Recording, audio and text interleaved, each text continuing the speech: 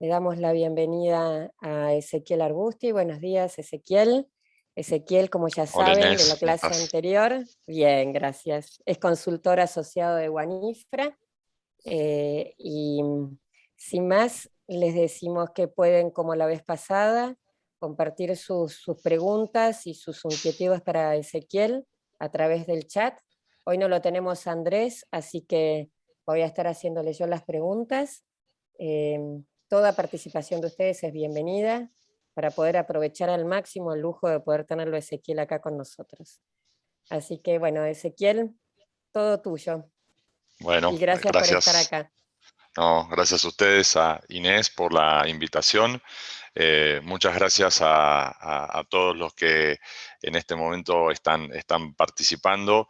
Es un gusto que tomen un ratito de su tiempo, un par de horas de su tiempo, que seguramente deben estar con muchísimo trabajo, pero bueno, que se hayan tomado la molestia de poder asistir a esta charla, que hoy vamos a hablar sobre el tema de venta programática y bueno, un poco la idea es compartir un poco con ustedes todo lo que es la experiencia que hemos obtenido con el equipo de Wanifra en todos estos años, trabajando con publishers tanto aquí en México, donde estoy basado, como también en el resto de América Latina. Un poco la dinámica, me parece que la semana pasada funcionó muy bien. La idea es que utilicemos el canal del chat para ir haciendo preguntas, consultas, y para también hacerlo un poquitito más dinámico e interactivo, ¿no? Entonces, si ustedes quieren, tanto, tanto Inés como Clara seguramente nos van a ayudar a ir leyendo sus preguntas cada determinado periodo de tiempo y ya con base en eso vamos a ir contestándolas y ahí podemos armar una conversación virtual, ¿sí? Ya les digo, un poco la idea es tratar de aportar un poquitito de claridad sobre todo el ecosistema de venta programática de publicidad y de monetización. La verdad es que en nuestra experiencia hay bastante, no sé si la palabra es confusión, pero es un ecosistema muy dinámico que muta permanentemente y en donde aparecen múltiples jugadores y desaparecen otros. Entonces, y por otro lado, el ecosistema muchas veces trata de ponerle nombres difíciles a las cosas, ¿no? Entonces, eso hace todavía un poquito más complejo todo. Entonces, la verdad es que yo soy de los que creen que las cosas tienen que ser lo más simple que se puedan, y la verdad es que lo son, y vamos a tratar justamente de simplificar los procesos y de que ustedes puedan, insisto, como dije la semana pasada, puedan llevarse elementos prácticos, tips que puedan aplicar en sus redacciones, en sus empresas, en sus sitios, el mismo día de hoy, digamos, ¿no? Entonces me parece que eso es lo que va a ser valiosa esta charla. Bueno, podemos ir a al siguiente slide, porfa. Gracias.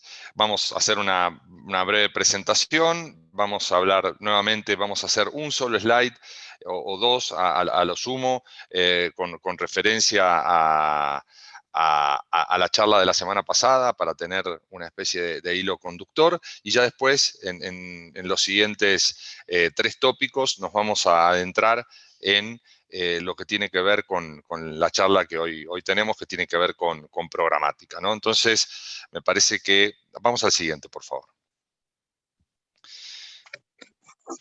Una más. Bueno, ya me presento rapidísimo. Para los que no estuvieron la semana pasada, mi nombre es Ezequiel Arbusti.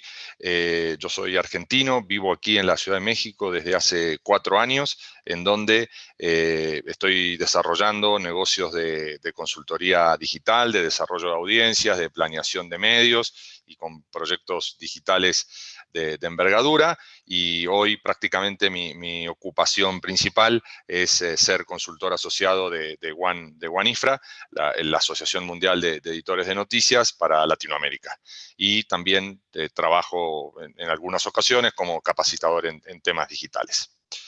Vamos a la siguiente, por favor. Entonces, retomando un poquito lo que conversamos la semana pasada, vamos a hacer solamente este slide de estrategia digital. ¿Qué elementos tenemos que considerar respecto de la estrategia digital y concretamente de lo que es la estrategia de negocio, ¿no?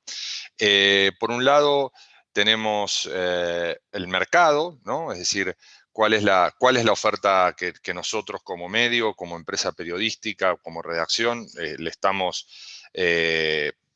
brindando a nuestro mercado. Recuerden lo que hablamos también la semana pasada respecto de los diferentes niveles o estadios de mercado, ¿no? Local, regional, nacional y global. Cada uno de nosotros trabajará en una empresa o en una redacción que cumpla con alguno de esos 4 niveles, y un poco, como siempre decimos, estos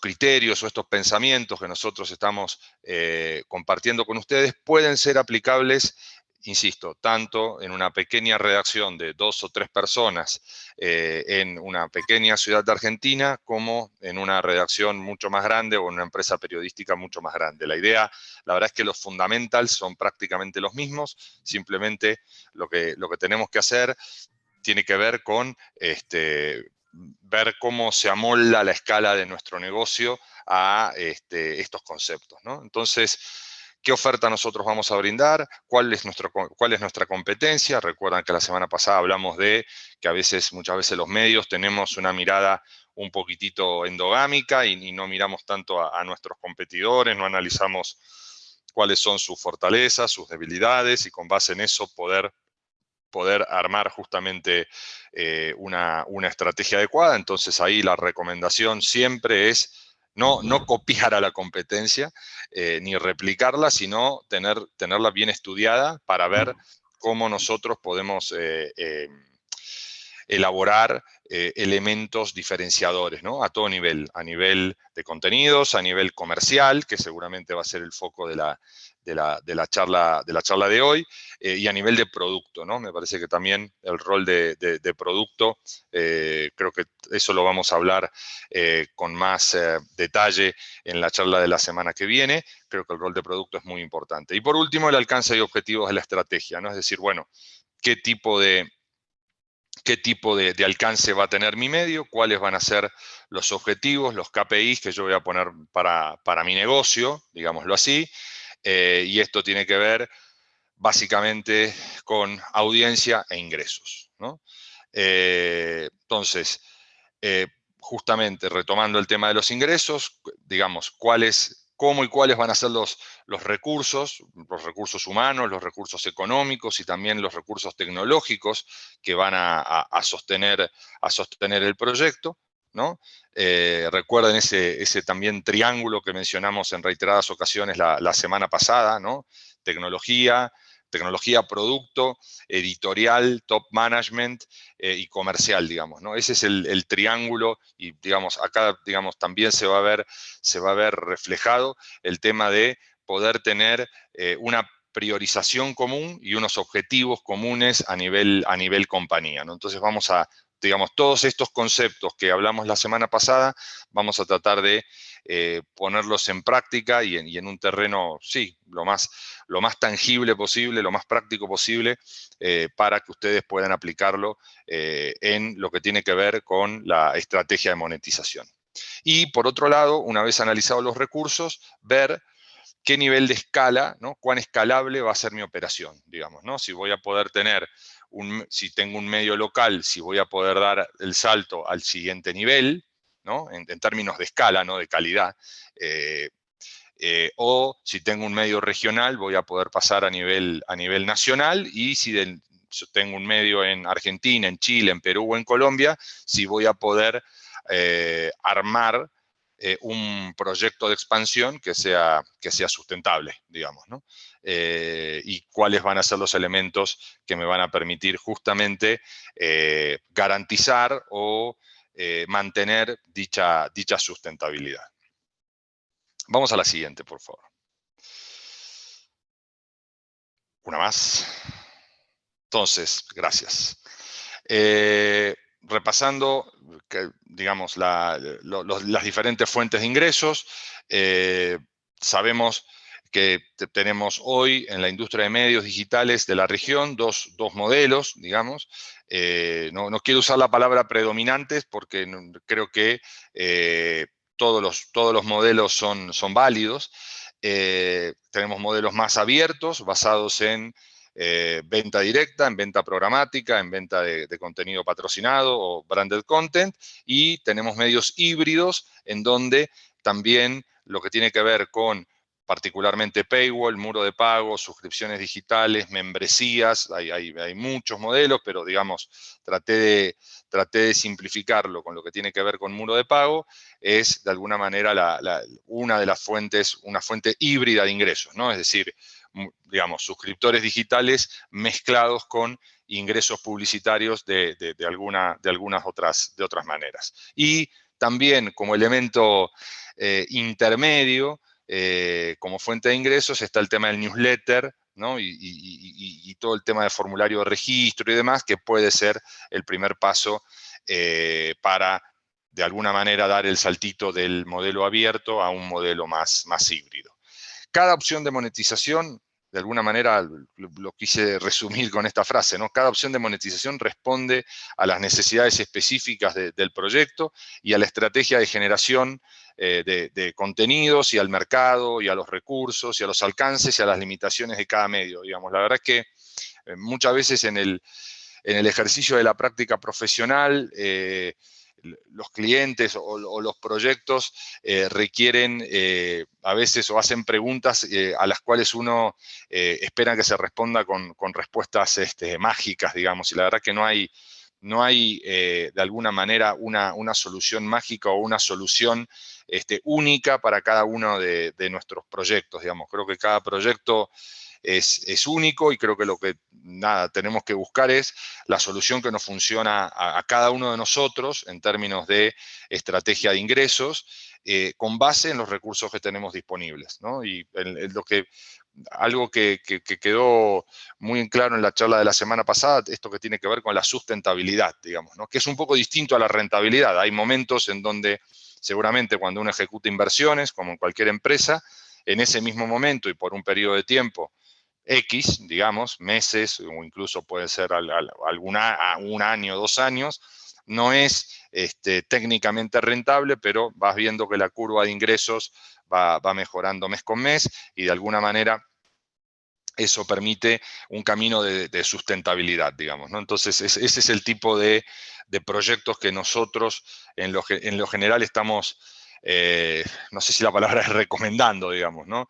Creo que, y al final del día poder lograr lo que tiene que ver con rentabilidad, y todo esto acompañado de un proyecto periodístico de calidad, digamos, ¿no? Que es otra de las ideas que también quedó muy presente de la charla de la semana pasada, ¿no? El tema de poder hacer un producto de calidad, del género que ustedes quieran, vertical, un periódico generalista, un viejo portal horizontal, lo que sea, digamos, un contenido de nicho, lo que sea, pero sí poder, de alguna manera, poder brindar un producto de calidad a nuestros usuarios. Al final del día eso va a ser un elemento muy importante para poder establecer una estrategia de monetización adecuada, y sobre todo un camino de sustentabilidad, digamos, ¿no? Vamos a la siguiente, por favor. Bueno, venta programática. Ustedes saben que el ecosistema de venta programática es tremendamente complejo, y hay colegas, y yo mismo también, se elaboran mapas, digamos, ¿no? de todos los agentes que intervienen en la venta programática de publicidad. La verdad que es una gran cantidad de actores que intervienen, que en general intervienen en tiempo real, con lo cual se parece bastante al mercado de al mercado de las finanzas, ¿no? En el sentido que hay todo el tiempo personas de ambos lados de ambos lados del mercado que de alguna manera están pujando por conseguir un anuncio al más bajo precio posible. Y nosotros del lado de publisher estamos tratando de optimizar nuestro inventario, tratando de estirarlo, ¿no? Entonces, la verdad es que, insisto, hay mapas y siglas en inglés para todos los gustos, DSPs, SSPs, o sea, todas las combinaciones de letras que ustedes quieran, pero a mí me gustó más bien simplificarlo lo máximo posible y decir, bueno, ¿saben qué? Tenemos dos lados, digamos, ¿no? Como dicen los gringos, two sides. El lado de la oferta, ¿no? Que somos nosotros, los publishers, que de alguna manera ponemos una parte de nuestro inventario en general a disposición del mercado, ¿no? ¿Qué parte de nuestro inventario ponemos a disposición? Forma... Uy, se me fue. Vamos para atrás, porfa. ¿Qué parte de nuestro inventario? Una atrás, Dani, una atrás. Ahí, gracias. ¿Qué parte de nuestro inventario ponemos a disposición? Bueno, forma parte de la política comercial de cada uno de nuestros proyectos. Hay proyectos en donde nosotros, o por el tipo del medio del cual se trata, o porque contamos con un equipo de venta directa más potente y demás, ese inventario destinado a la venta programática sea un poco menor, y hay otros proyectos en donde o no contamos con un equipo de ventas o por una decisión de negocio o lo que sea, esa oferta que volcamos al mercado de venta programática es sensiblemente mayor, digamos, ¿no? Hay toda una discusión, voy a estar hablando bastante ahora del tema de la oferta, hay toda una discusión si los medios pueden ser rentables o no únicamente con venta programática. Ahí también seguramente digamos, no tengo una opinión formada sobre eso. Sí veo casos, ¿no? En donde cada vez más hay proyectos periodísticos en donde la venta programática cumple un rol muy, muy importante y ocupa el 80-90% de los ingresos totales del medio, y de alguna manera puede sostener el negocio, por llamarlo de alguna manera, ¿no?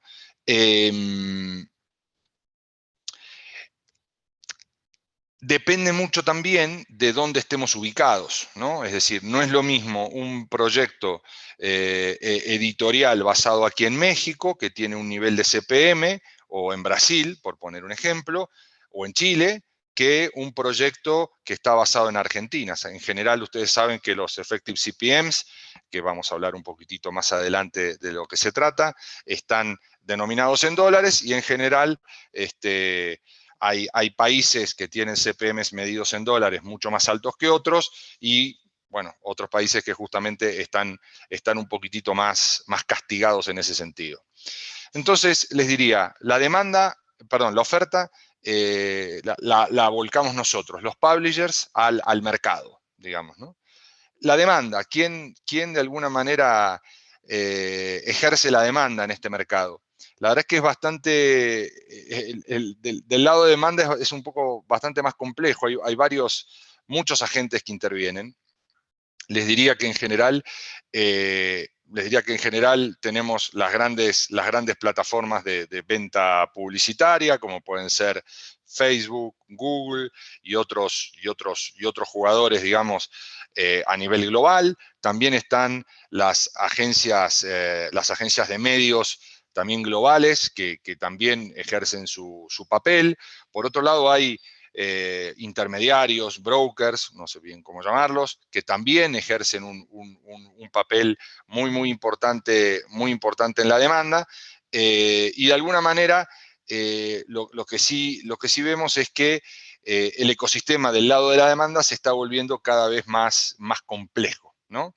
En general opera o dice operar en tiempo real, ¿no? Es decir, permanentemente hay gente que está bideando, es decir, que está tratando de conseguir inventario al menor costo posible, y nosotros de nuestro lado, el lado de Publisher, estamos tratando de colocar nuestro inventario, el inventario que tengamos disponible, ese concepto de inventario disponible lo vamos a ver un poquitito más adelante, al mejor precio posible. De ese equilibrio, digamos, de ese equilibrio que se alcanza entre oferta y demanda, es cuando hay este match y se produce la bendita impresión, digamos, a un determinado CPM efectivo, que obviamente nosotros como publisher queremos que sea lo más alto posible, y por otro lado, el anunciante, agencia o plataforma quiere que sea lo más bajo posible, justamente para optimizar su inversión y para que el ROI, al final del día, cuando rinden cuentas, todos tenemos que rendir cuentas en este negocio,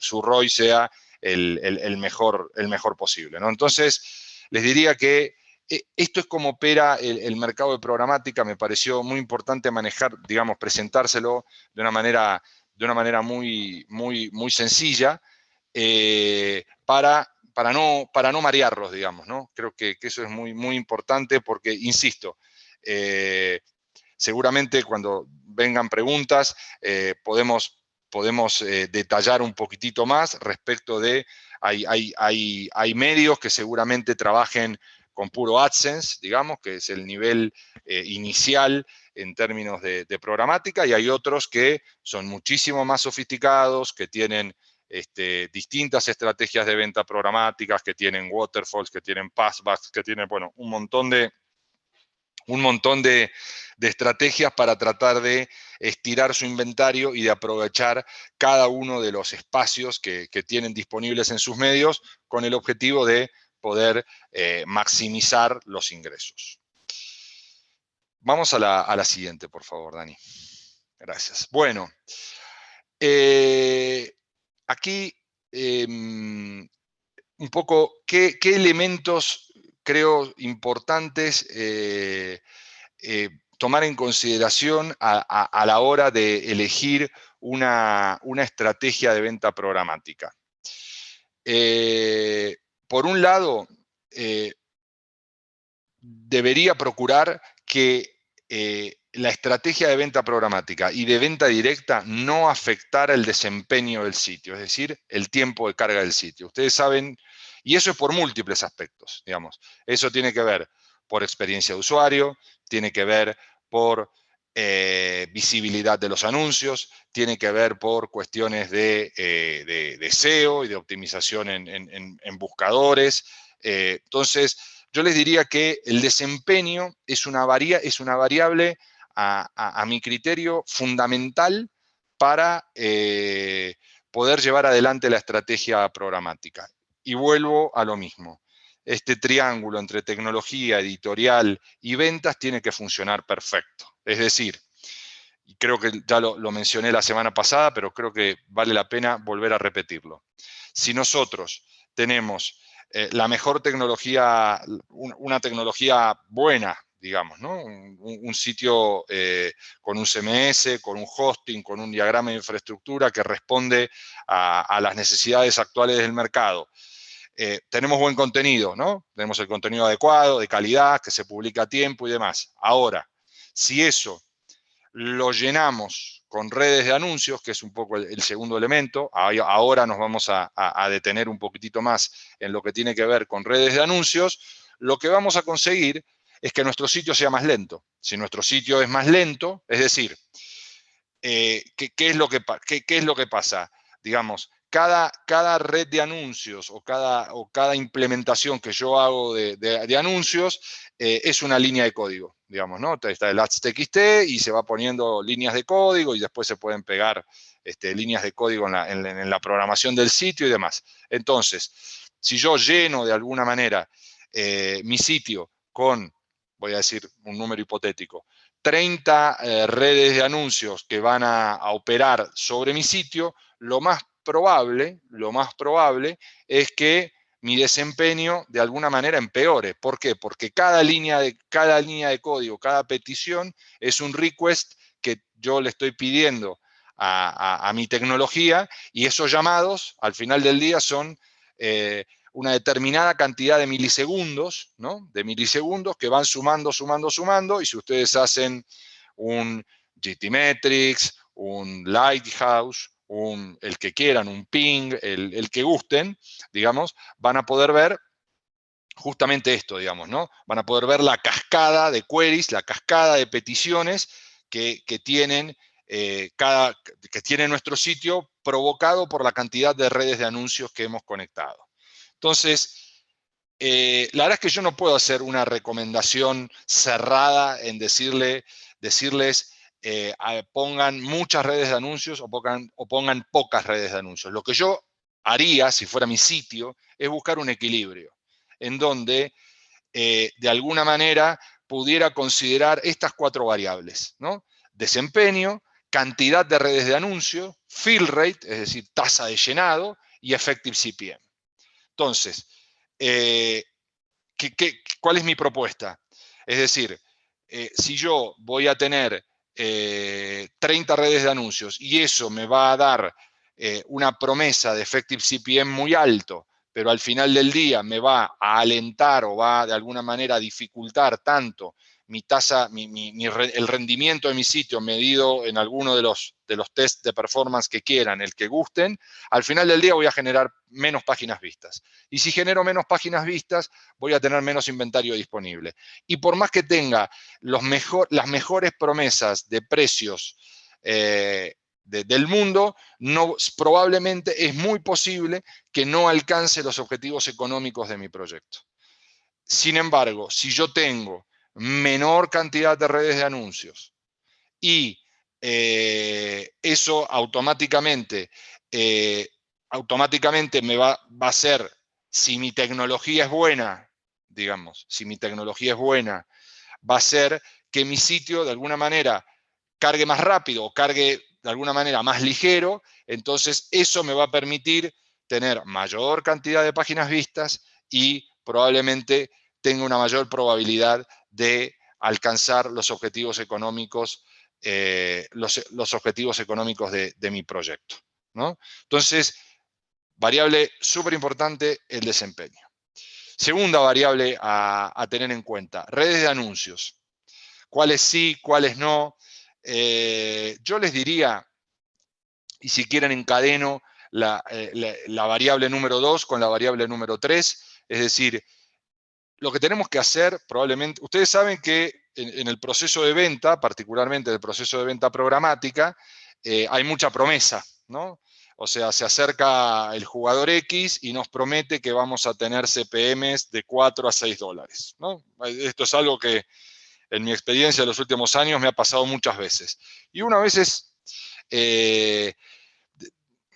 ¿cómo decirlo? Es como que cae en la tentación y dice, ah, qué bueno, 4 o 6 dólares. Digo, depende, ¿no? Depende. ¿De qué depende? Y depende de la tasa de llenado. Es decir, si yo encuentro una red de anuncios que va a comprar el 50% de mi inventario a 4 dólares, yo les diría, adelante. Ahora, en mi experiencia en estos años, muy pocas veces he visto una red de anuncios que compra un porcentaje importante de mi inventario a un CPM tan alto si estamos considerando el mercado de Latinoamérica a nivel promedio, ¿no? Entonces, lo que yo creo que tenemos que hacer, digamos, o mi recomendación es, al momento de incorporar una red de anuncios, evaluar y preguntar y hacer casos de negocio. Es decir, hacer un Excel sencillo, es decir, bueno, ok, al CPM prometido y a diferentes porcentajes de tasa de llenado, es decir, de fill rate. Bueno, ¿cuáles son los ingresos que voy a obtener? Si me dan el 10% en una determinada posición de anuncios, ¿no? Si me dan el 10% de fill rate, voy a obtener X pesos. El 20, tantos pesos. Y así sucesivamente. Y establecer un caso de negocio y probar. Y con base en eso, evaluar quizás un periodo de prueba X, probablemente un mes. Hay que ver el tema de estacionalidad. Cada país tiene sus estacionalidades, digamos, hay algunas estacionalidades que son generales a todos los países, como pudieran ser Navidad, Día de la Madre, Día del Padre, Día del Niño, y hay otro, Hot Sale, que ahora prácticamente, si bien ocurren en diferentes países, en diferentes fechas para diferentes países de Latinoamérica, pero es una fecha que sabemos que es importante, y después, adicionalmente, cada país tiene sus fechas estacionales positivas especiales. Por ejemplo, aquí en México existe algo que se llama el Buen Fin, que ocurre en noviembre, y ahí la demanda publicitaria se dispara, y en general la venta programática de México durante 7, 8, 9, 10 días, de acuerdo a lo que dure el Buen Fin, que de alguna manera es un espejo del Black Friday en Estados Unidos, se dispara mucho. Entonces, yo les diría, establezcan un caso de negocio a diferentes tasas de llenado con esa red de anuncios. Otro tema muy importante, y acá les voy a contar una experiencia personal que me tocó vivir hace poquito tiempo. Cuando nosotros incorporamos una red de anuncios, en general nos pasan un archivo para que nosotros incorporemos el ads.txt de cada red de anuncios y demás. Es muy importante poder leer adecuadamente junto con nuestro equipo de tecnología el ads.txt que estamos metiendo en el sitio. Porque, ¿qué es lo que pasa? Hay jugadores que tienen una demanda publicitaria genuina. Voy a poner algunos ejemplos: Facebook, Google, Teads, Taboola. Seguramente habrá otros, ¿ok? Pero estos son los que me vienen a la mente más rápido. Ahora, hay otros jugadores que son más bien intermediarios. Entonces, ¿qué pasa? Cuando uno mete el ads.txt en el sitio y ve la cantidad de llamados que mete con esa línea de código, va a ver que en general hay de esa demanda que supuestamente es una demanda genuina, ¿no? Que es nueva demanda que nosotros como medios no tenemos porque no tenemos acceso a esos anunciantes, o porque no tenemos equipo de venta, o por el motivo que sea, pero lo que vemos es que en general esas redes, digamos, que no son grandes proveedores de demanda, pero que prometen un CPM muy alto, en general son resellers, ¿no? Resellers de otras redes grandes. Entonces, vamos a poner un ejemplo. Si yo ya tengo una conexión con ADEX, ¿no? Si alguno de nuestros medios ya tiene una conexión con ADEX, y ADEX es un mercado que opera, no digo ni bien ni mal, pero opera, sabemos el CPM que nos da, con cierta transparencia, digámoslo así, ¿para qué voy a meter una línea de código de un tercero que al final del día en ese TXT hay un 10% de demanda genuina adicional, y el otro 80 o 90% en este caso son llamados a una cuenta de ADEX de alguien más?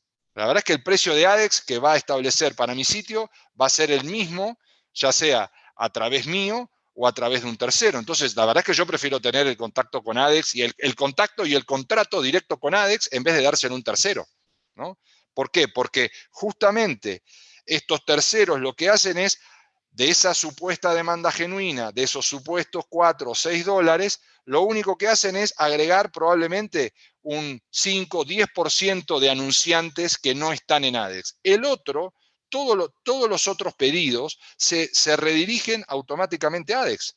Entonces, es como que yo le estoy dando mi inventario a alguien más, en vez de poder tener un contacto directo con una fuente principal de demanda, como en este caso, insisto, puede ser Google, Facebook o la que sea. No me interesa dar los nombres propios. Lo que sí me interesa que ustedes incorporen y analicen y piensen son los conceptos. Entonces, es decir, si yo me puedo conectar directo con una fuente de demanda grande, voy a ir por ese lado y no me voy a conectar con una fuente de demanda grande a través de un tercero, que la verdad es que el diferencial de demanda genuina que me agrega es muy poco, y además me llena de llamados el sitio. Por lo tanto, de alguna manera baja mis probabilidades de que mi sitio tenga un buen desempeño, ¿no? Fill rate, otra variable súper importante en el análisis de negocio. Es decir, la semana pasada incorporamos un concepto que vamos a trabajar como mucho más profundamente esta semana, que tiene que ver con el P por Q, precio por cantidad. Al final del día, ¿cómo nació la programática? Digamos? Para los que llevamos muchos años en Internet, en general, la verdad es que los ingresos programáticos, yo soy probablemente de los más viejos en esta sala, entonces, la verdad es que los ingresos programáticos en el inicio de los tiempos de Internet eran prácticamente nulos porque se vendía branding, se vendía con CPMs altos, había plata para pagar a los equipos de venta directa, etcétera, etcétera, etcétera. Conforme el tiempo fue pasando y conforme, de alguna manera, la compra la compra de medios se fue haciendo más automatizada, lo que pasó es que cada vez nuestros porcentajes de inventario destinados a venta directa son menores y los porcentajes de inventario destinados a programática son mayores. Entonces, súper importante en lo que es venta programática, hacer la cuenta de P por Q, es decir, cuántos miles de pesos, no importa la moneda, o miles de dólares, o de la moneda de cada uno de sus países, voy a poder generar yo con este proyecto de venta programática a partir de precio por cantidad. Es decir, de un effective CPM X por una determinada cantidad de millones de impresiones, ¿no? Porque si no, vamos a estar tomando decisiones equivocadas, porque al final del día es lo que termina pasando. Nos prometen un CPM altísimo y no tenemos los resultados que queremos tener. Y yo les comentaba hace unos minutos respecto de mi experiencia profesional, hace unos meses, con un proveedor de demanda independiente, que no es Google, que no es Facebook, que opera a nivel global. Ellos trabajan con el New York Times. Y tuvieron la deferencia de mostrarme el Ads TXT del New York Times. Uno se imagina que el New York Times, por la cantidad de audiencia que tiene, dado que es leído en múltiples países, yo, en mi experiencia, digo, bueno, debe tener un Ads TXT con 100 líneas de código, lleno de pedidos, porque lo leen en Oriente, lo leen en Estados Unidos, en Europa, en Inglaterra, en un montón de lados. Tenía 8 líneas de código nada más el Ads TXT. O sea, solamente 8 líneas de código. O sea, muy sencillo, eran muy selectivos con los jugadores globales que querían incorporar a su estrategia de venta programática, y por eso tenían los resultados que tenían, más allá de su calidad editorial, etcétera, etcétera, etcétera. Entonces, ¿qué le quiero decir con esto? Extrapolando este concepto ideal del New York Times. Yo no les voy a recomendar muchas o pocas redes de anuncios. Lo que sí les puedo recomendar es que tenemos que buscar un equilibrio que nos permita maximizar nuestros ingresos, manteniendo la rapidez de nuestro sitio. Y acá, insisto, la comunicación permanente y el hecho de tener un objetivo, al final del día, la empresa es una sola y los ingresos se consolidan en un estado de resultados que no son ni únicamente ni del área de ventas, ni del área de tecnología, ni del área editorial, son de la empresa. Entonces, si nosotros con la estrategia de venta programática perjudicamos el desempeño del sitio, al final del día hay una alta probabilidad de que obtengamos menos dinero del que nos imaginamos. Entonces es como muy importante poder tener en cuenta la variable de desempeño en la definición de nuestra estrategia programática. Inés, ¿estás por ahí? Sí, acá estoy, pero no ¿Cómo tenemos estás? preguntas todavía, así que podés seguir. Puedo seguir, perfecto. Gracias. Bueno, no, a vos, Inés. Vamos a la siguiente, por favor. Bien, ¿qué tenemos aquí como elementos importantes? Primera variable a tener en cuenta, inventario disponible, ¿no? ¿Qué porcentaje de inventario no vende mi equipo de venta directa que yo voy a poder disponibilizar justamente o poder enviar al mercado en cada una de las posiciones, ya sea display, ya sea video, ya sea audio? ¿Cuál va a ser el porcentaje de inventario disponible? Fundamental para esto. el objetivo común, que creo que ya no los quiero aburrir, pero es justamente las áreas involucradas en esto tienen que tener un objetivo común. Es decir, el área de tecnología tiene que trabajar de la mano de editorial y de la mano de comercial para poder tener un objetivo común, poder armar un pequeño comité que permita tomar decisiones unificadas de manera ágil. ¿Okay? Seguramente en ese comité que yo sugiero haya tensiones, ¿no? Porque seguramente ventas siempre va a querer maximizar el ingreso, tecnología va a querer de alguna manera mantener las cosas tal y cual como están, y editorial va a tratar de hacer su trabajo y que nadie lo perturbe demasiado, ¿no? Pero sí es importante tener este objetivo común de ingresos a nivel programático.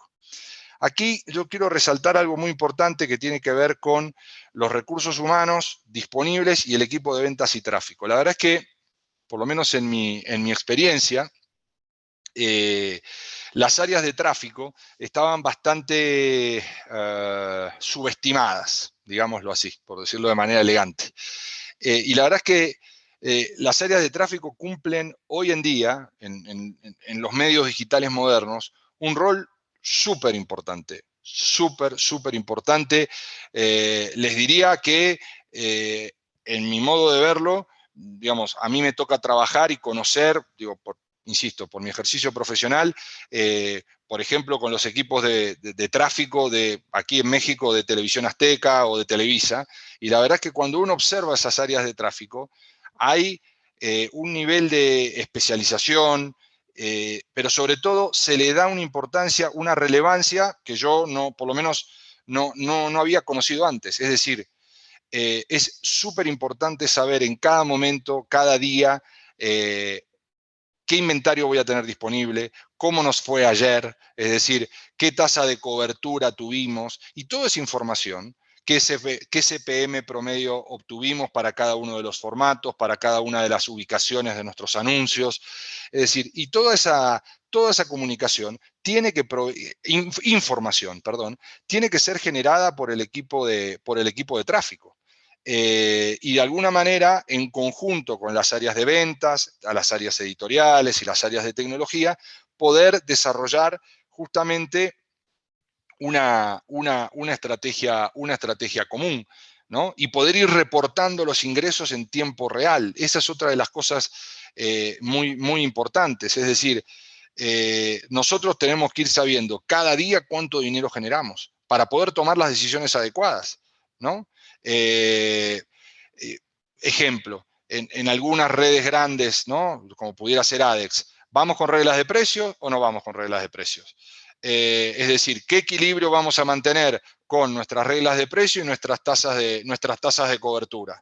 Eso es sobre todo en fechas de alta demanda, es algo fundamental.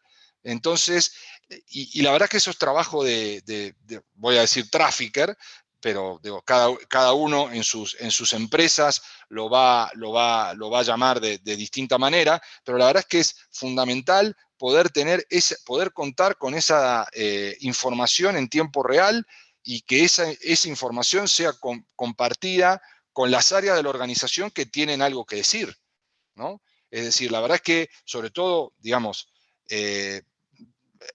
hay medios, por lo menos, de algunos con los que yo trabajo, que generan, no sé, 30.000, 40.000, 50.000 dólares al día de venta programática, ¿no? Entonces, imagínense, independientemente del país donde cada uno de nosotros nos encontremos, eso es mucho dinero, incluso si son empresas grandes.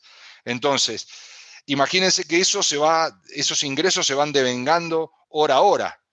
Entonces, cualquier decisión que tomemos en términos de subir, digamos, subir regla de precio, bajar regla de precio, ir a buscar cobertura, ir a buscar tal o cual formato, etcétera, etcétera, etcétera, puede tener un impacto muy importante sobre la organización. Entonces, yo, como en el tráfico y en la audiencia, que es algo que hablamos la semana pasada, soy como fanático de poder verlo en tiempo real, la audiencia, y poder tomar decisiones en tiempo real, creo que ese correlato también tiene que darse con con la venta programática de publicidad. Me parece muy importante. Es decir, si nosotros tenemos un objetivo de ventas, me parece súper importante que eso se vaya calibrando, ajustando, conforme va pasando el día, digamos, ¿no?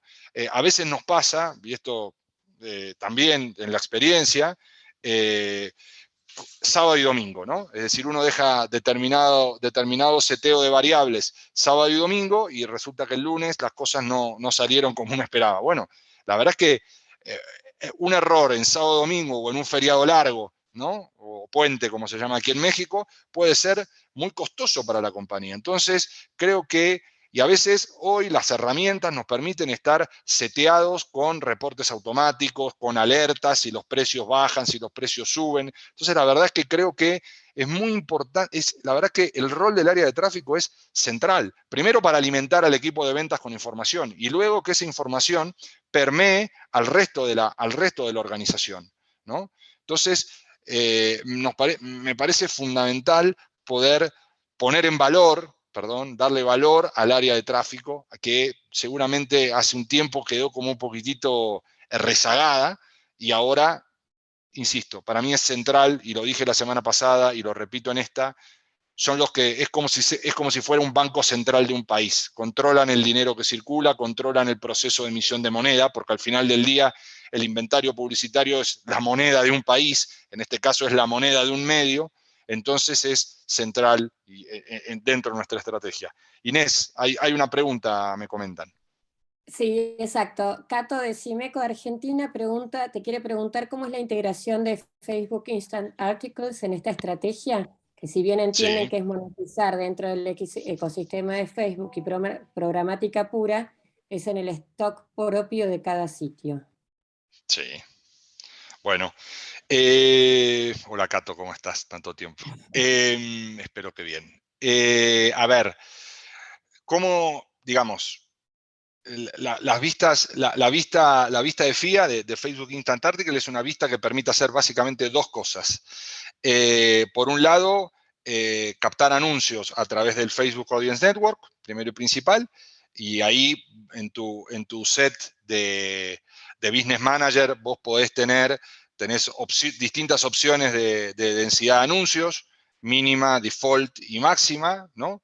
Y también, obviamente, algunos criterios parecidos para lo que es monetización de video. Entonces, esa es una de las cosas que permite el Facebook Audience Network. Y en segundo lugar, podés tener también podés servir inventario propio, ¿no? En esas vistas, ¿no? Entonces, también va a depender de qué cantidad de inventario propio vos tengas que descargar en las vistas de FIA para, de alguna manera, ver cómo dan los números. Pero sí, definitivamente, en todos los proyectos que nosotros hoy estamos trabajando en México, Facebook Instant Articles es un elemento central de nuestra estrategia de monetización. Les diría central y creciente, ¿no? Porque central y creciente. Porque sí, algunos medios piensan que las implementaciones de FIA son como muy tortuosas o difíciles, y la verdad es que en nuestra experiencia, no. Si uno trabaja con los proveedores de tecnología adecuados, no son fáciles, no son difíciles, y la verdad es que sí se obtienen muy buenos CPMs, y la verdad que en mi experiencia personal, el hecho de incorporar a FIA a la estrategia de monetización me ha traído, a los publishers con los cuales nosotros trabajamos, ha traído muchos beneficios. No sé, Inés, si hay alguna pregunta más. Sigo, vos dirás. No, esa era la única que teníamos. Muchas gracias. Va, bueno. Otro tema muy importante para lo que tiene que ver con programática, tiene que ver con qué formatos publicitarios voy a utilizar, ¿no?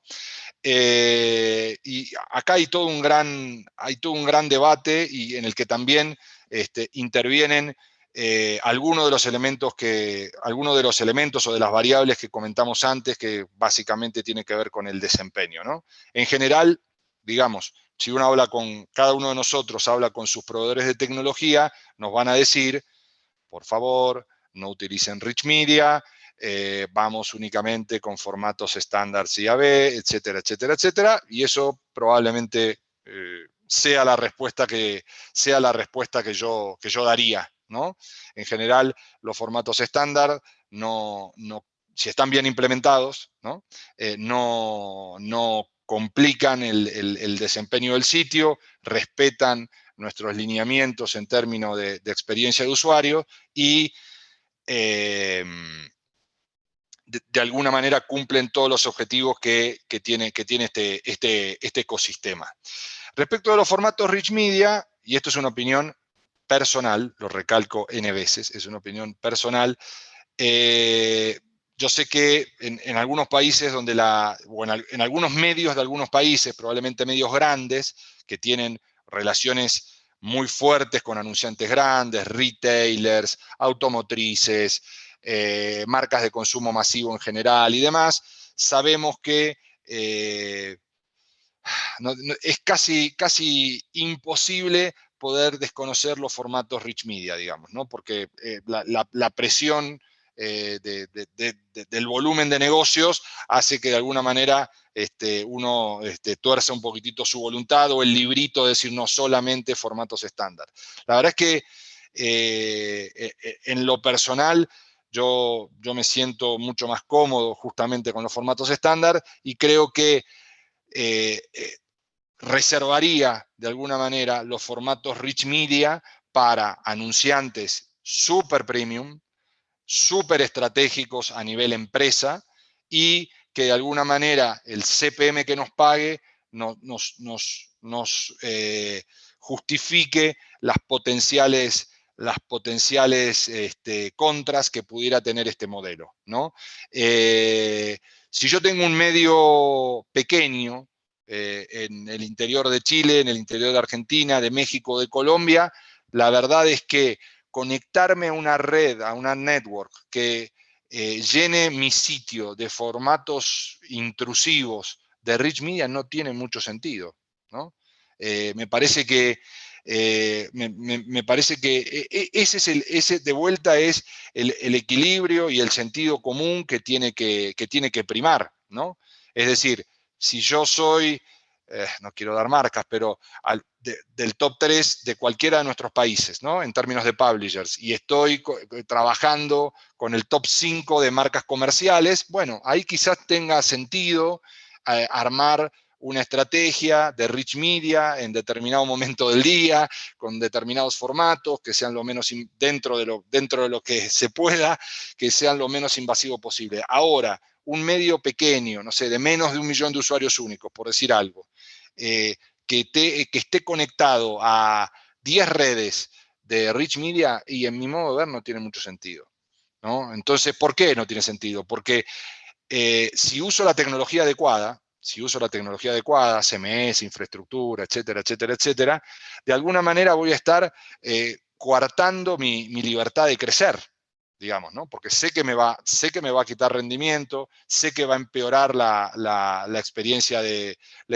usuario, que probablemente aumente un poco mi tasa de rebote. Entonces, en ese caso no tendría mucho sentido aplicarlo. Entonces, mi sugerencia es, nuevamente, equilibrio, sentido común.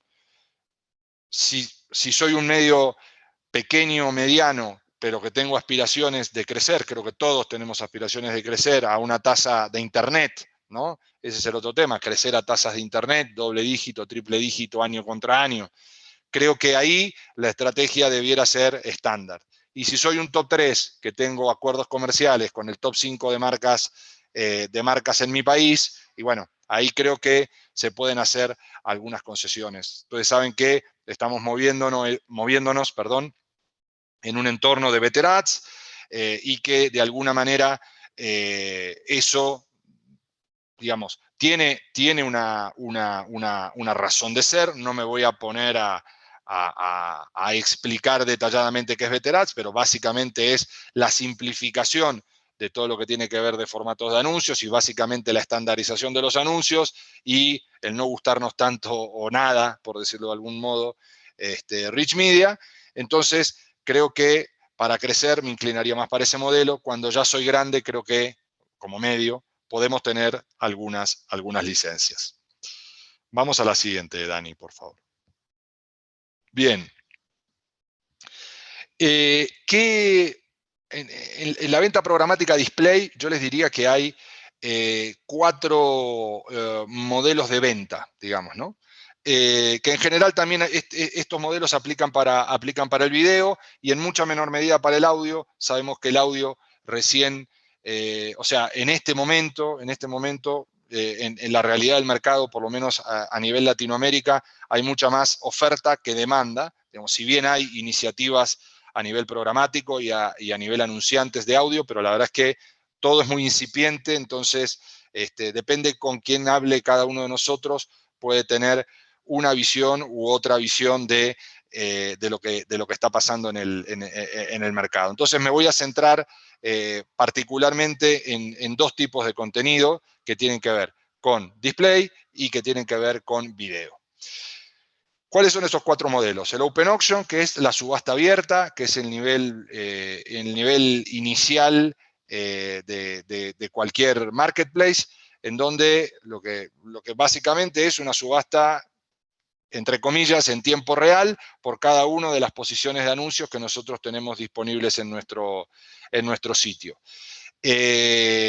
Ahí, la verdad que lo vamos a ver más adelante, pero ¿qué variables yo les diría que tenemos que tener en cuenta? Básicamente es viewability, visibilidad de los anuncios. Esta es una variable que por lo menos yo empecé a escuchar por el año 2012, 2013, cuando trabajaba en Terra, y bueno, ustedes saben que Terra, bueno, ahora está un poco reformulado, pero en ese momento es una variable que se empezó a utilizar en Estados Unidos, y de alguna manera lo que pasaba era justamente que vos, para cumplir una orden de inserción publicitaria, tenías que tener un determinado porcentaje de viewability de los anuncios. Primero fue del 40, luego fue del 50, y ahora nos movemos en rangos de entre 60 y 80, ¿no? Entonces, la viewability sabemos que es cada vez más importante.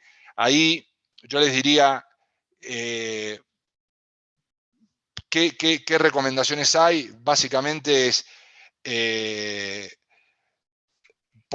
ubicar los bloques de anuncios en posiciones de alta visibilidad, esto es decir, top en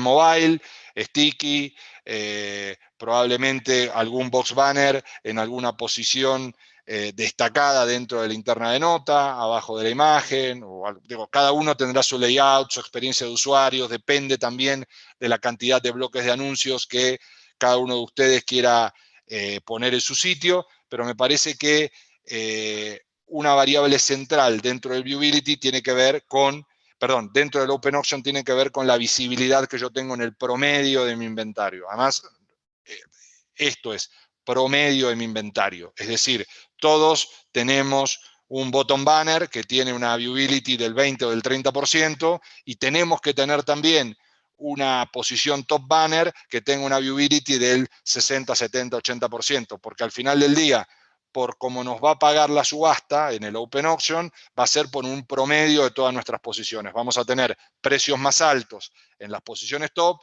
y precios mucho más bajos en las posiciones bottom, por obvias razones, porque sabemos que lo que es profundidad de lectura es todo un tema. Entonces esos anuncios que están ubicados abajo tienen menos viewability. Otro factor que importa mucho, particularmente en el Open Auction, tiene que ver con las vistas AMP y las vistas no MP. La verdad es que también hay toda una discusión, por llamarlo de alguna manera, un debate por el tema de si sí MP, si full MP, si híbrido MP, etcétera. No voy a entrar en ese debate ahora porque no viene al caso, porque estamos hablando de monetización, pero sí se puede ver con mucha claridad que en general en los modelos de subasta abierta las vistas de AMP obtienen CPMs efectivos bastante más altos. ¿Okay? Yo no digo que esté ni bien ni mal, simplemente les estoy contando lo que veo en en mi práctica profesional, digamos. En general, las vistas AMP tienen 30, 40, 50% más de precio obtenido, y en general eso tiene que ver con que tienen un índice de viewability mayor. ¿Por qué? Porque en general despliegan más rápido.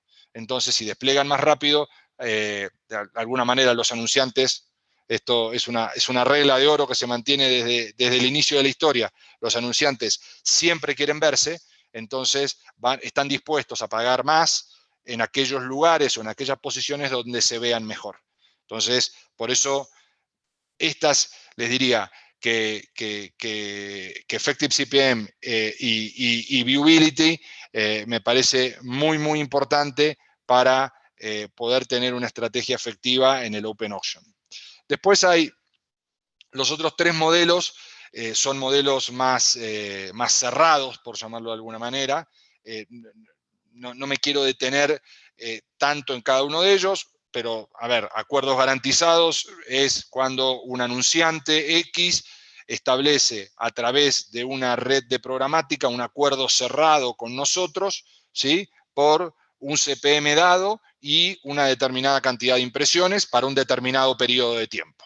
Vamos a poner un ejemplo que todos ustedes me van a entender, es el viejo Brand Day, digamos, que se vende de manera automática, ¿no? Entonces, a diferencia de lo que pasaba antes, sobre todo estoy hablando en los medios medianos o pequeños, en los grandes todavía sigue pasando, pero en los medios justamente más pequeños, en general que no hay un equipo de ventas tan potente, que no tenemos alcance con todas las centrales de medios y demás, este tipo de acuerdos permite tener CPMs más altos que el Open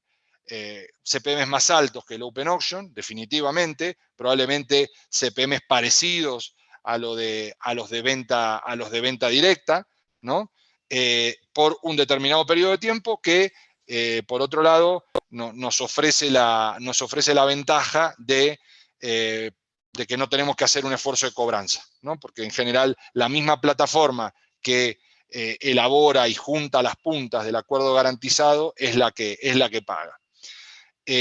Lo cual también representa en momentos de crisis un esfuerzo, digamos, representa una ventaja adicional porque no tenemos que hacer el esfuerzo de cobranza, ¿no? Viene en la misma liquidación de la plataforma.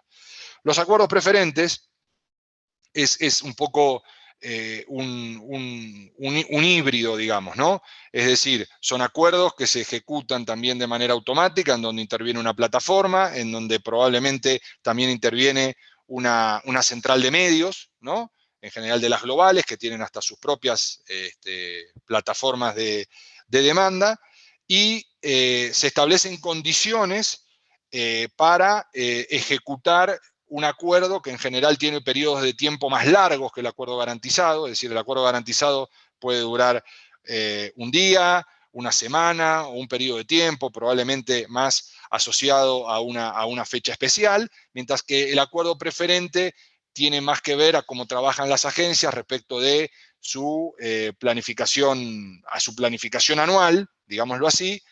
Entonces dicen, bueno, los precios que se obtienen en ese acuerdo preferente están en un nivel intermedio entre los precios más bajos que tenemos en el Open Auction y los precios más altos que tenemos en los acuerdos garantizados. Vamos a poner ejemplos de la moneda que quieran. Si en el Open Auction yo obtengo 10 pesos, en un acuerdo garantizado yo obtengo 100 pesos, digamos que los acuerdos preferentes pueden estar moviéndose en rango de 20, 30, 40 pesos. Digo, no quiero decir ninguna moneda de un país en particular pero básicamente para que se lleven el concepto.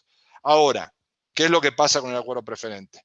Llega el equipo de ventas de un publisher, en general a la directora de ventas o al top management, y le dicen, María, cerré un acuerdo con, déjenme ser localista, con Aeroméxico, nos va a comprar 4 millones de pesos a lo largo del año.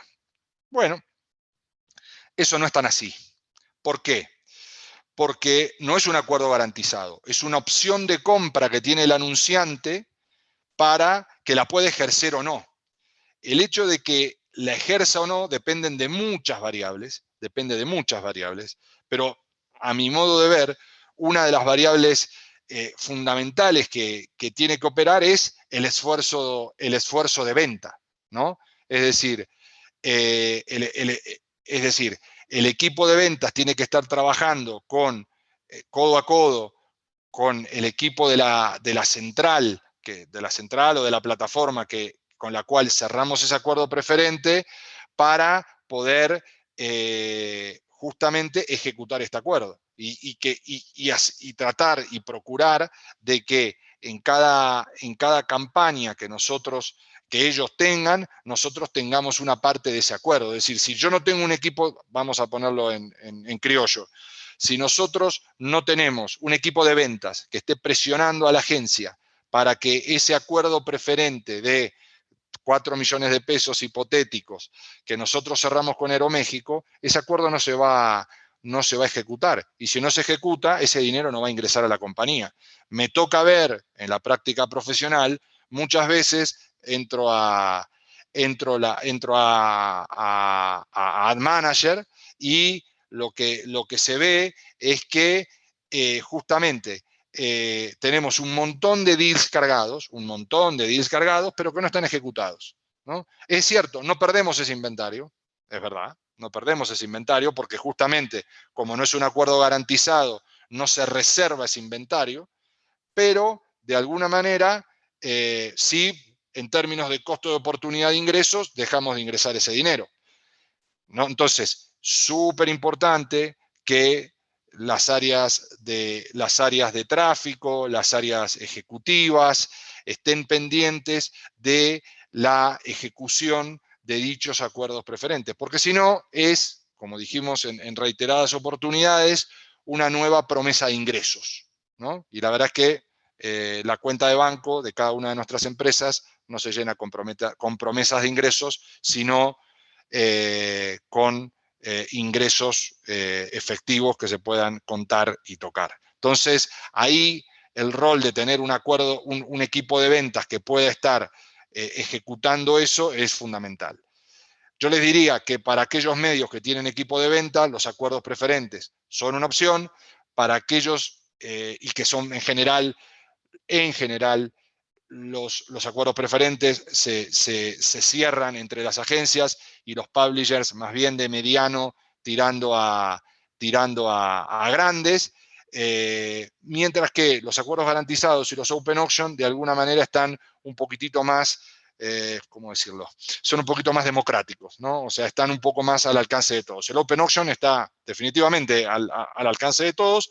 Los garantizados, es decir, por más que uno no sea un medio de tanto renombre, pero dado un volumen de tráfico importante, de alguna manera puede llegar a resultar de interés para alguna plataforma tener un acuerdo garantizado con nosotros. Vamos a la siguiente, Dani, por favor. Bueno, P por Q. Esto es, nada, sé que a riesgo de ser reiterativo, es súper, súper importante. Si todos nuestros esfuerzos, los que hagamos, Open Auction, Instant Articles, redes de venta, video, etcétera, etcétera, etcétera, al final del día se reducen en un P por Q. Es decir, cuánto dinero nosotros vamos a ingresar a la compañía, qué porcentaje de nuestras ventas totales corresponden a venta programática. Entonces, la verdad es que ahí es súper importante el Effective CPM que logremos y sobre todo la tasa de cobertura, ¿no? Nos pasa mucho, y acá quizás me quiero detener en algo que sobrevolamos antes y que me parece muy, muy importante, que tiene que ver con la regla de precio, digamos, ¿no? Hay veces que algunas áreas de tráfico piensan que el CPM que paga el Open Auction, por poner un ejemplo, es demasiado barato y que ellos de alguna manera tienen la creencia, digo, no soy quien yo para desacreditarlo, pero insisto, esto es prueba y error, tienen la creencia que de alguna manera están regalando el inventario porque obtenemos muy poquititos centavos de cada uno de nuestro millar de impresiones. y por eso automáticamente aplican una regla de precio, ¿no? Entonces lo que hace la regla de precio básicamente en este juego de oferta y demanda, es decir, si vos no me pagás tanto más arriba de un determinado nivel, digamos 5 pesos, no hay impresión y no imprime el anuncio, ¿no?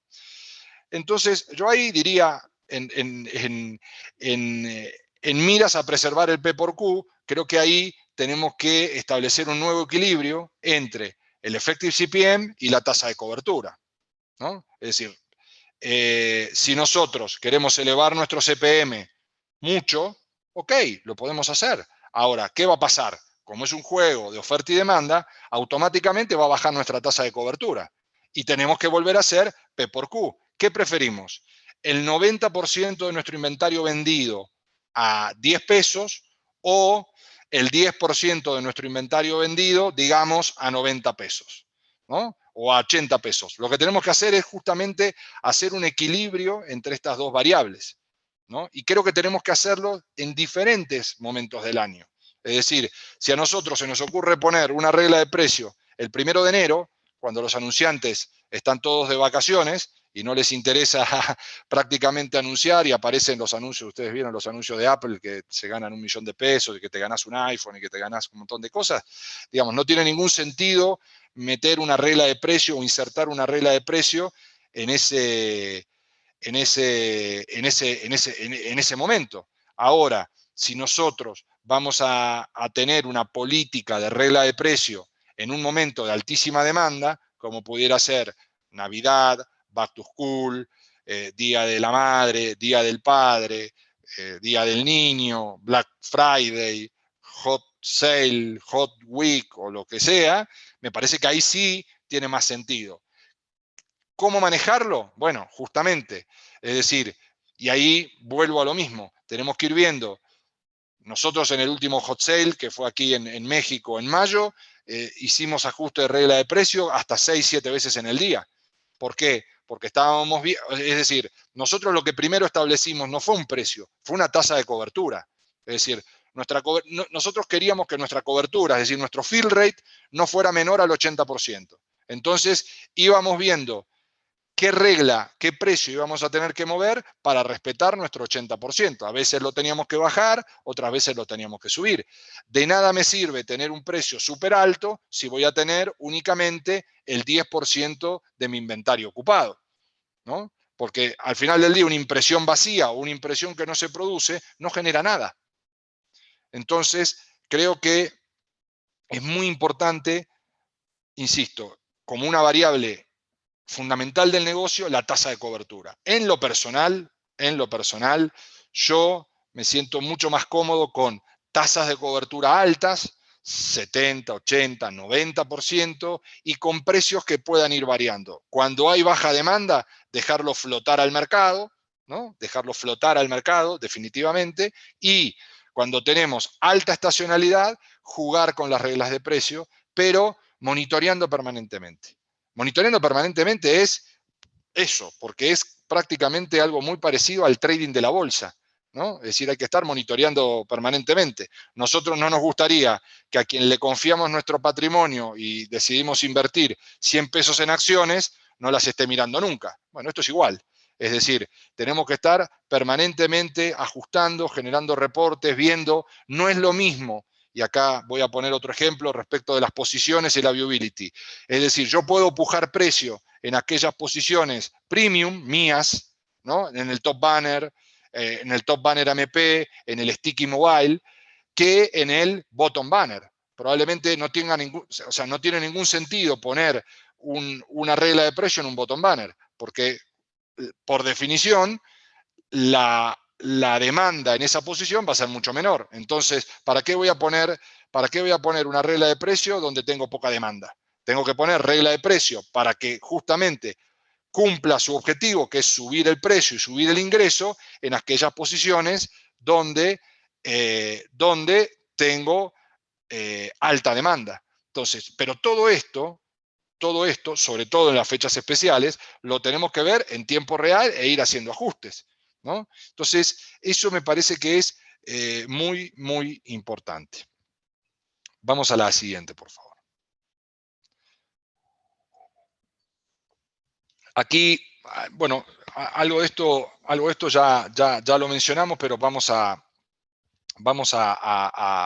profundizar un poquitito más.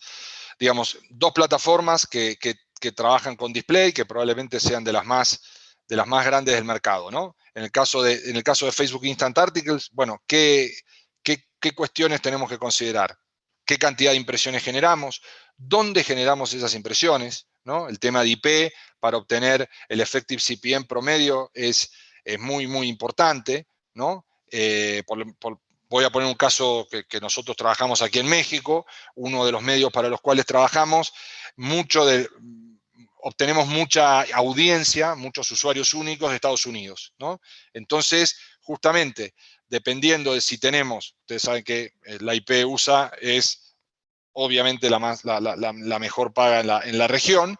Entonces, obviamente, nuestro CPM efectivo se mueve mucho si un día generamos más audiencia en Estados Unidos que otro. Entonces, esa es una variable muy, muy importante a tener en cuenta. Y por otro lado, la densidad de anuncios, que es un concepto que sobrevolamos y que preguntaba Cato antes.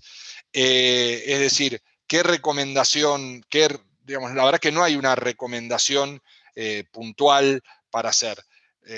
Sí, la única recomendación que yo haría es, por favor, a todos los que tienen Facebook Instant Articles implementado, comprueben que sus anuncios están apareciendo. Yo sé que va a parecer una tontería lo que estoy diciendo, pero, insisto, hay muchos players en la región muy importantes o mucho más importantes de lo que ustedes imaginan que tienen Instant Articles conectado y sin embargo no tienen anuncios o tienen autopromos. Que no está mal tener autopromos. Lo que digo es, está bien tener autopromos, pero también tenemos que tener anuncios publicitarios. Entonces, yo les diría que primera recomendación, chequear que Instant Article esté conectado a los anuncios. Respecto de la densidad, la verdad, la que es por default, que es la baja, va bien, son casi dos anuncios por vista, en general aproximadamente es un anuncio cada 200 palabras, va a depender de cada medio, de dónde tienen ubicados los anuncios, etc. Eso lo tienen que trabajar con su departamento de tecnología. Ahí también, nuevamente, es sentarse en una reunión, bueno, o en un Meet en este caso, o en una Zoom, o en lo que sea, pero poder probar, poder compartir la vista y poder ver, a ver, tenemos un anuncio, dos anuncios, el anuncio está en la interna de nota, donde quiero que esté, se me va por abajo de la nota, se me va abajo de las relacionadas. Ese es el tipo de análisis que hay que tener. ¿Es un análisis puntilloso? Sí. Difícil, no. La verdad es que no hace falta, es sentido común. La verdad es que tenemos que aplicar sentido común, ¿no? Si nosotros tenemos anuncios conectados en FIA, pero resulta que mi primer anuncio me aparece hasta abajo de todo, en la última nota relacionada o en el último lugar del feed, la verdad que no tiene mucho sentido. Digamos, está mejor que no tenerlo, sí, definitivamente, pero no voy a poder decir que Facebook Instant Articles va a ser uno de mis pilares en la estrategia de monetización, porque la verdad es que los ingresos que voy a obtener, con justa razón, van a ser muy bajos. Ahora, si yo voy probando diferentes densidades de anuncios, probablemente para display, bueno, las oportunidades de que Facebook Instant Articles y el Facebook Audience Network se conviertan en un elemento importante de mi estrategia de monetización, creo que es mucho más posible, ¿no? Mucho más próximo. Entonces creo que sí es muy importante. Inés, creo que tenemos una pregunta, ¿no? ¿Vi en el chat por ahí?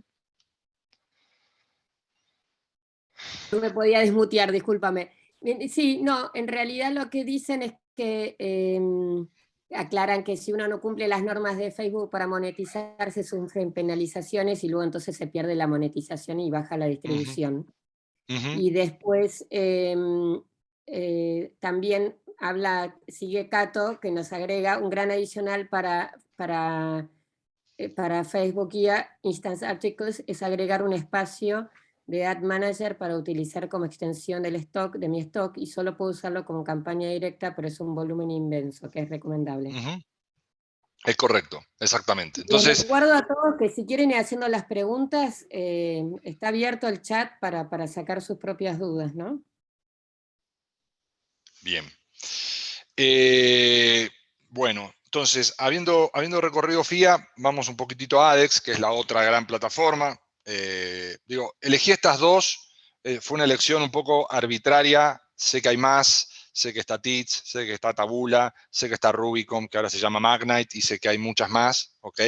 Pero elegí estas dos que me parece que son las más representativas y que probablemente sean las que la mayoría de ustedes tengan, digamos, ¿no? No las elegí por otra cosa, sino me parece por una cuestión de familiaridad. Hablamos bastante de ADEX, vistas MP, visibilidad, Effective CPM, y acá un poquitito nos pasa mucho cuando nos convocan para algún proyecto de implementación respecto de la cantidad de bloques de anuncios y la ubicación de esos bloques de anuncios, ¿no? En display en general, digamos, puse el ejemplo lo puse aquí dentro del slot de ADEX, pero podría haberlo puesto en cualquier otra red de venta, lo puse en ADEX solamente por casualidad. Y acá es, digamos, acá de vuelta tienen que intervenir muchas áreas de la compañía. Decir, ok, ¿qué cantidad de bloques de anuncio va a tener una vista de nota? ¿No? Que en general, salvo honrosas excepciones, explican el 70 o el 80% del inventario publicitario de un medio. ¿Qué cantidad va a tener? ¿No? Alguno va a decir 3, otro va a decir 6, otro va a decir 8.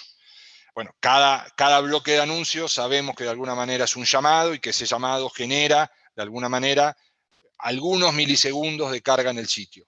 ¿Dónde van a estar ubicados esos bloques? Bueno, tenemos que, y aquí justamente intervienen las áreas editoriales, ¿no?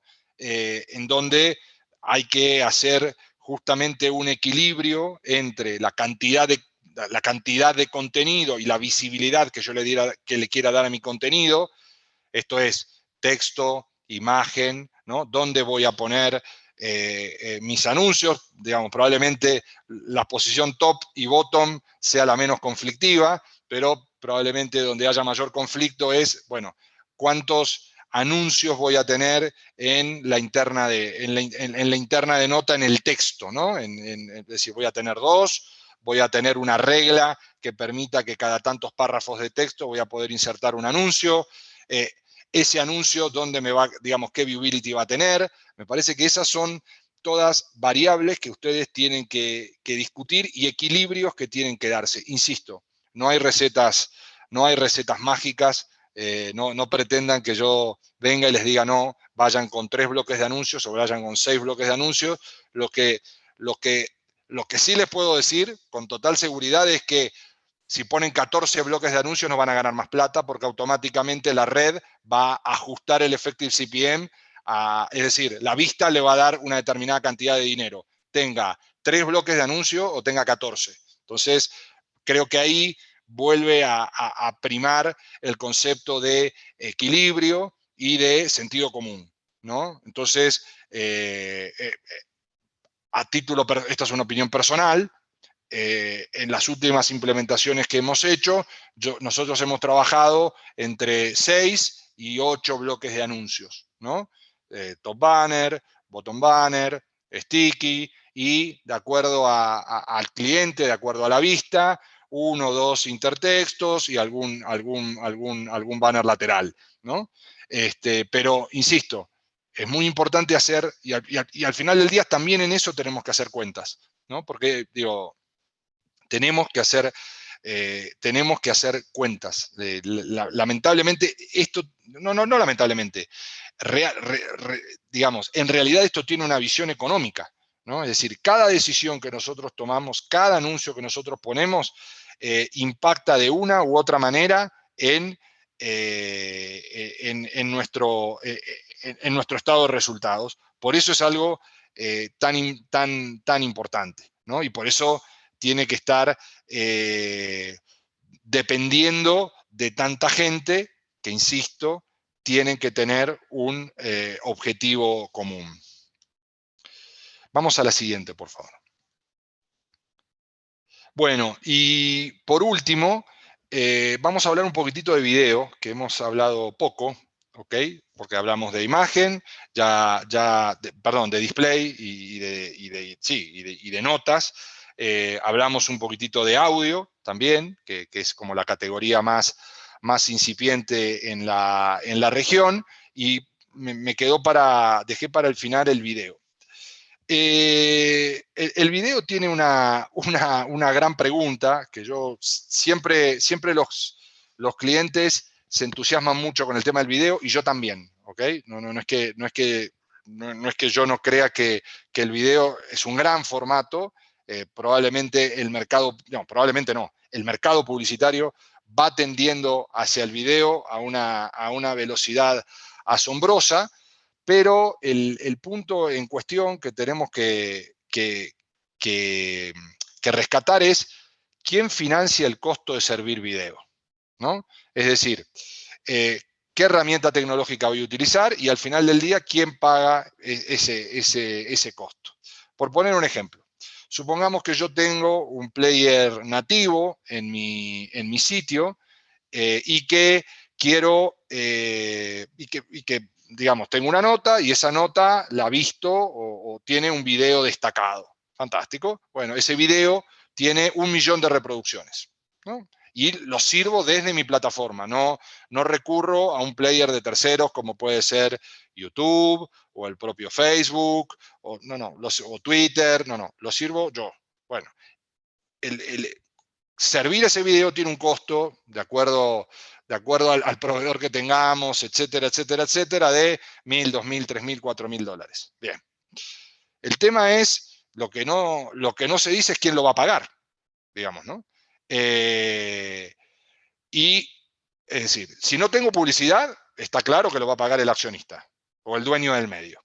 Ahora, la idea es que eso no ocurra. Y por otro lado, nosotros, como creadores de contenidos, queremos tener la mayor cantidad de reproducciones posibles, porque eso significa que nuestro contenido es valioso, significa que estamos teniendo alcance, etcétera, etcétera, etcétera. Entonces, para tener una ecuación de costos e ingresos, tenemos que insertar publicidad en ese video.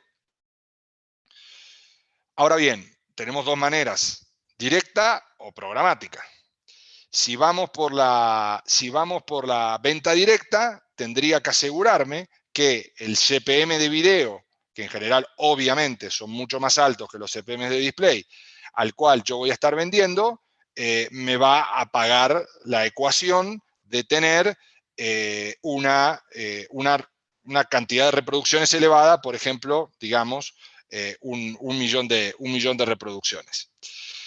Ese es un escenario. El otro escenario es con pura programática, es decir, no tengo venta directa, pero me conecto a alguna red, de las que hay muchas y muy buenas, de proveedores de demanda de video, y de alguna manera trato de, con esos precios, que son más bajos que los de venta directa, acá responde a la misma lógica que teníamos antes en display, voy a tratar de monetizar a través de venta programática, en este caso de video.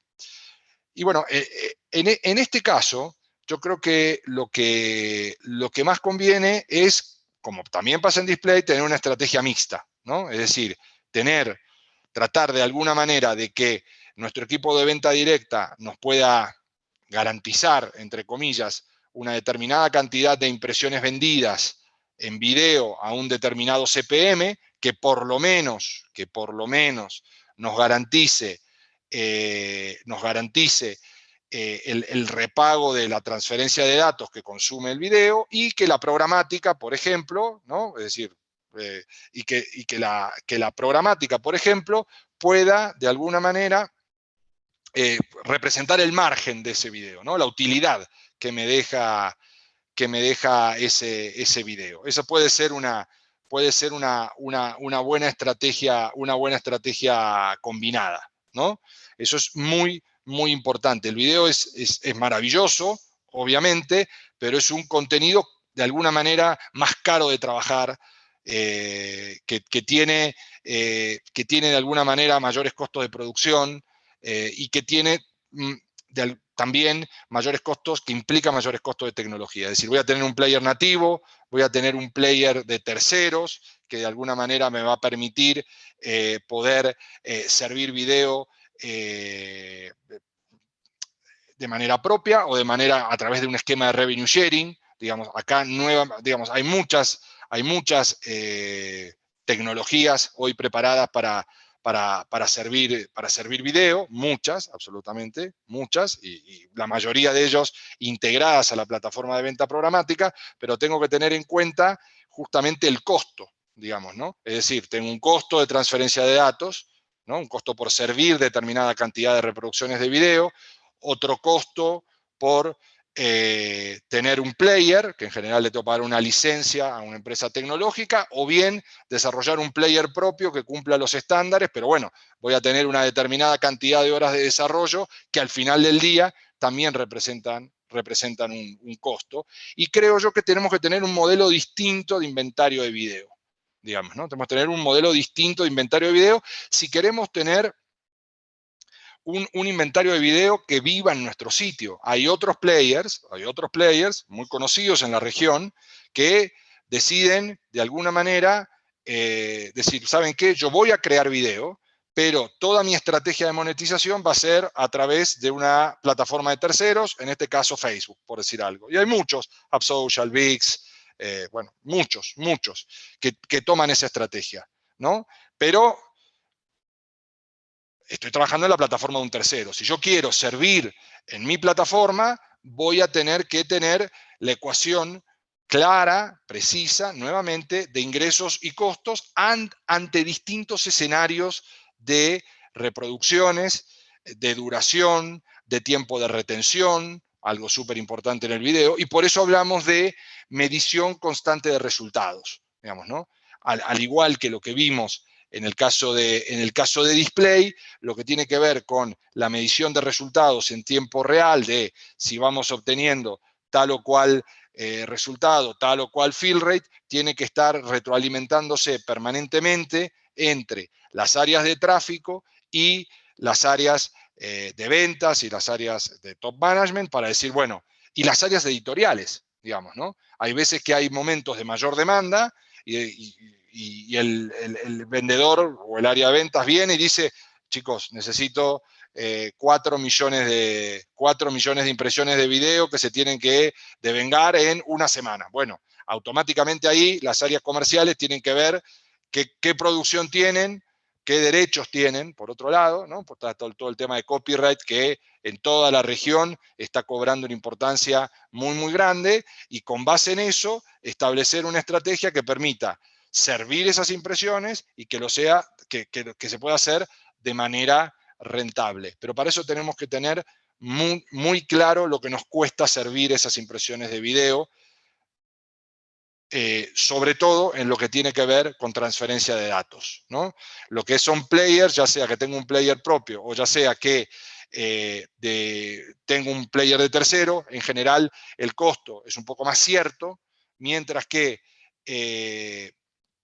la transferencia de datos probablemente sea la única variable de este modelo que no podemos controlar tanto, ¿no? Entonces, creo que ahí es donde tienen que estar apuntados nuestros esfuerzos en términos de lo que dijimos antes y lo que va a regir todo este ciclo de charlas, que tiene que ver con la sustentabilidad, ¿no? Una decisión mal tomada en términos de video, realmente, créanme, que nos puede costar un buen dolor de cabeza. Insisto, si lo trabajamos bien, si lo pensamos de antemano, es una categoría maravillosa, ¿no? Y es un tipo de contenido hacia donde toda la industria está migrando y lo está haciendo con velocidad.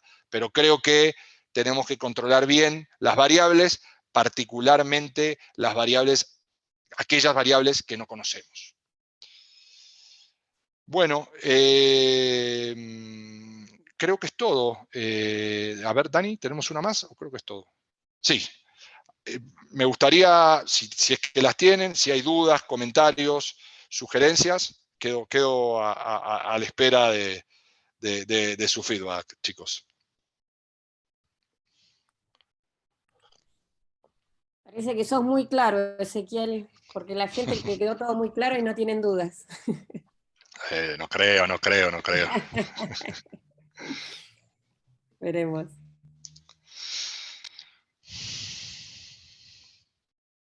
Bueno, todos están como muy claro, todo súper. Muy claro y Dejé un poquito más práctico. de tiempo para que justamente hubiera 20 minutos de preguntas. Sí. No, lo que podemos ir haciendo mientras que cada uno piensa sus dudas, si queda alguna, es ir publicando la encuesta, si te parece, para que la gente la pueda ver y la pueda Dale, completar dale, Ine. mientras que... Ahí mandás vos. Dale, dale. No hay problema. Exactamente, claro, y vos podés publicar la encuesta y aprovecho para avisarles también que el miércoles que viene vamos a hacer la última clase con vos, Ezequiel, de crecimiento orgánico de audiencia a través de la distribución de contenidos digitales y vamos a tener de invitado a Isaid Mera, que es director digital del Financiero de México. Bueno, y vamos a ver, si querés comentarlo vos un poquito, pero vamos a hablar de tácticas concretas para sacarle provecho a las principales plataformas de Sí, distribución. la semana que viene vamos a hablar un poquitito, vamos a volver a la parte editorial nuevamente y vamos a hablar de todo lo que tiene que ver con distribución de contenidos y de justamente cómo aprovechar y maximizar todos los canales de distribución que hoy tenemos, tanto en Google, en Facebook, en Apple. O sea, vamos a hablar mucho de distribución de contenido, de calidad y de generación de audiencias, digamos, ¿no? Y bueno, lo invitamos a Isaid, que bueno, conoce mucho de distribución y creo que nos va a aportar más claridad todavía. Bueno, y les agradezco a todos si pueden votar, porque para nosotros es muy importante, nos ayuda a focalizar nada, todas las necesidades y hacer que todo esto cada vez sea más efectivo, ¿no? Ezequiel, siguen las felicitaciones. Acá, a ver, Bueno. ¿qué balance de ingresos publicitarios crees que es el más sano hoy? De Diego Bandera. Oh, hola Pregunta. Diego, ¿cómo estás? Tanto tiempo. Es una buena Espera, y pregunta. mientras que pensás esto, Ezequiel, disculpa que te interrumpa, Francisco Lave hace una pregunta que muchos hicieron y es si el material queda grabado. Yo les voy a pasar aquí un link por el chat donde están no solamente el material grabado de todas tus clases, Ezequiel, sino también las presentaciones. Ok, Ahora sí te muy escucho. bien. Bueno, a ver, no hay, Diego, una regla de oro, digamos. Yo creo que, creo que nos tenemos como medios que adaptar a la realidad que nos toca, pero yo creo que entre 20-30% de venta directa y 70 u 80% de canales programáticos, creo que con ese mix me siento cómodo, digamos, ¿no? A lo largo del año, ¿no? Hay momentos que, digamos, la realidad de nuestros países es distinta, y bueno, a veces tenemos más participación del sector público dentro de la inversión publicitaria, a veces menos, pero en líneas generales yo me siento cómodo en un 70-30. Creo que es una buena ecuación. En lo personal, ustedes saben que, como ya dije la semana pasada, soy economista. A mí me llama la atención de la programática que genera todo el tiempo, digamos, ¿no? Al final del día, todas nuestras empresas tienen que pagar sueldos los 365 días del año y costos fijos los 365 días del año. Entonces me parece muy importante poder tener como una especie de taxi de generación permanente de ingresos, ¿no? Entonces, por eso me gusta tanto la programática. Y sigue preguntando Diego cuánto debería generar las redes sociales de entre todo esto. Y A ver, dale, Inés, dale. no, y después Pablo Orquiaga pregunta si conoces alguna agencia recomendable de Argentina para la directa, pero bueno, me parece que eso es más No, personal. esa no me quiero generar problemas. Le Sí. respondo, no, perdón, pero no corresponde que yo responda a eso. Ahora, volviendo a Diego, yo diría que tomando nuestro nuevo 100 como el total de ingresos programáticos, va a depender mucho de la composición del tráfico que uno tenga, ¿no? Obviamente. Pero en general, en los proyectos donde yo trabajo, casi el 50% de los ingresos que vienen del canal programático corresponden a Facebook, ¿no? Hay proyectos, no me han tocado trabajar a mí, que tienen un porcentaje todavía mayor, sobre todo aquellos que monetizan muy bien video, pero en general, insisto, FIA es una excelente fuente de tráfico y creo que es muy buena para integrar y además permite, que me parece súper importante, poder servir inventario de venta directa, ¿no? O sea, entonces, porque a veces hay demanda de venta directa grande y también permite hacer eso, ¿no? Entonces creo que Bueno, Diego, es una combinación. te lo agradece mucho, te dice que sos muy amable, y Cato, que está muy activo hoy, Sí. nos dice ¿Será que que los dos agrega una trabajaron pregunta conmigo? más. Caramba. La realidad de los volúmenes de audiencia en mobile modifica la cantidad de espacios optimizables para venta. ¿Tu experiencia en servicios de video programatiza en mobile, qué tal? Es una buena pregunta de Gato. Difícil pregunta. Yo creo que, a ver, es un desafío adicional el que comenta Cato. Es verdad, es más desafiante el video desde mobile.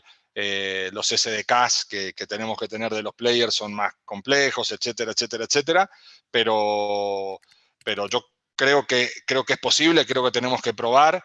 Y creo que además hay un tema que yo recomiendo mucho, sobre todo, bueno, Cato trabaja en un player muy grande, entonces tiene, digamos, si vos estás parado en Argentina, no solamente tenés que fijarte cómo servís tu inventario de video en Argentina, sino también tenés que fijarte cómo servís tu inventario de video en México, cómo servís tu inventario de video en Chile, cómo servís tu inventario de video en Estados Unidos, porque yo a veces, bueno, por mi nacionalidad, consumo muchos medios argentinos y veo que las implementaciones de video a veces son, desde el punto de vista de experiencia de usuarios, extremadamente molestas, ¿ok? Entonces me ponen 3 pre-rolls de video antes del player, y yo sé que eso no es responsabilidad tanto del publisher, sino más bien de la red que sirve esos anuncios. Entonces sugiero, amablemente, contratar un proxy y una VPN y poder simular estar en cada uno de los países para ofrecer una buena experiencia de usuario, ¿no? Porque además, en general,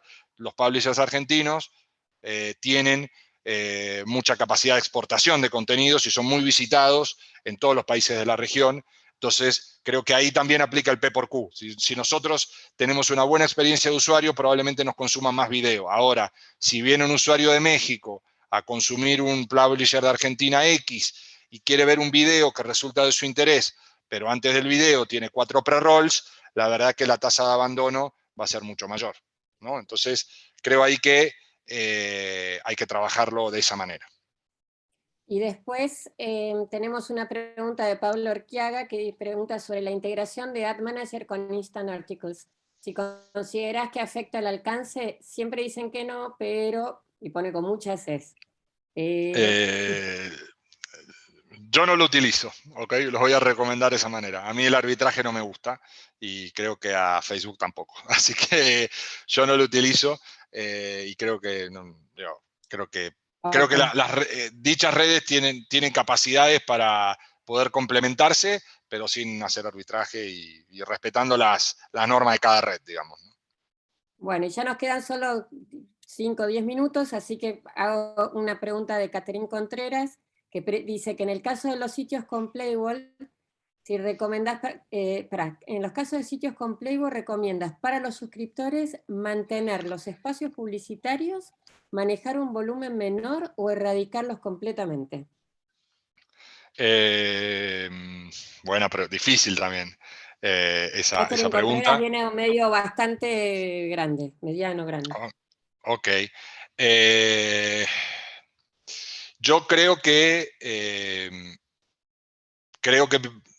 no eliminaría los anuncios, pero tampoco les daría la misma cantidad de anuncios que a un usuario que no me paga. Entonces yo creo que sí bajaría bastante la proporción de anuncios. Sí, creo que, digamos, sobre todo justamente para cuidar la sanidad de mi modelo de negocios. Es decir, si un publisher ha decidido tener un modelo híbrido con suscriptores y un modelo abierto, creo que tiene que cuidarlo, y me parece que una manera de cuidarlo es ponderar justamente esas variables. Contestando concretamente la pregunta de Catherine, yo le bajaría tantito, como dicen aquí en México, a los anuncios para mis suscriptores pagos. Aprovecho y te pregunto. Dígame. Habías hablado de una densidad normal de 6 a 8 anuncios. En el caso de que mantengamos anuncios display estándar, o sea, no rich media, estándar, a los suscriptores, ¿qué volumen recomendarías? La mitad estaría bien, Catherine. Ok, gracias.